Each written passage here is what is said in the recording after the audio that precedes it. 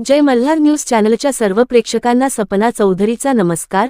नंदुरबारात पपईची मागणी घटल्याने पपईचा दरात मोठी घसरण। पपईला अवघा 3 रुपये प्रति किलो दर मिळत असल्याने शेतकऱ्यांना आर्थिक फटका बसला आहे। व्यापाऱ्यांनी पपई खरेदीकडे पाठ फिरवल्याने शेतकरी अडचणीत आले आहे।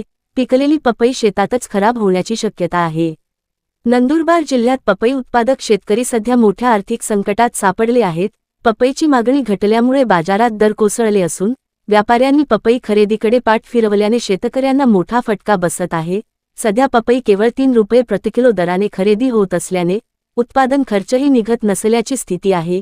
यामुळे अनेक ठिकाणी पिकलेली पपई शेतातच खराब होत असून शेतकऱ्यांचे मोठे नुकसान होत आहे।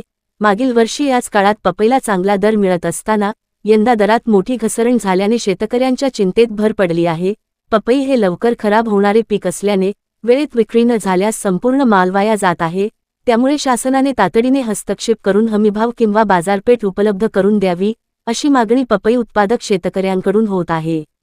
सपना चौधरी, जय मल्हार न्यूज, नंदुरबार।